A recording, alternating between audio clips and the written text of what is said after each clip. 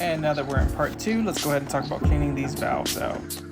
As we said in class, you don't want to dip these in because there is a little pad here, and if that gets wet, it can be difficult to dry and it will throw off the alignment of these holes when it comes to the actual trumpet.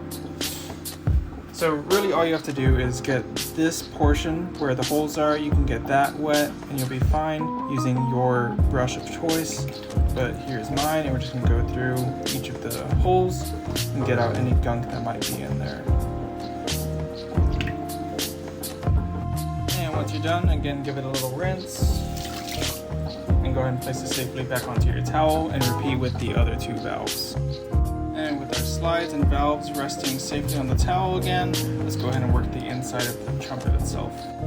For this portion, you'll need again your medium-sized brush so we can get inside the valve casings themselves, as well as your snake. And remember, the main portions we're looking at to clean up are going to be any of the inside of these slides, since they're easy to reach, and the inside of the valves, and of course the lead pipe itself with whatever brush you might be able to get inside of there. Looking through it, mine has a few bumps in the road, so we're going to see what we can do about that. I'm going to start with the slide tubes and use the brush that makes sense for the size that you're trying to fit in.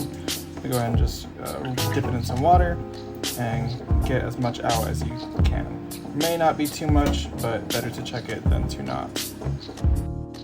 And once you've gone through each of your slide openings, you can go ahead and do the valve casings themselves. You can use your snake to try to get in any of these corners and curved areas that you might see. You can enter through the bell itself, or maybe even go through the valve casing. Be very careful not to scratch the inside as you're doing this. If it feels like it won't go, don't try to force it. And now that the larger tubes are taken care of, we'll start working on the lead pipe. You can use any brush that might fit. There is a smaller opening on the mouthpiece end than the tuning slide end. So if you have a straw brush or some reusable straws, that might work well. And with your lead pipe cleaned out, you can now let all your parts sit and air dry, keep them safe from vicious animals like, cats. And once you're done, go ahead and put it all back together with some grease and oil, and you'll have a nice shiny trumpet.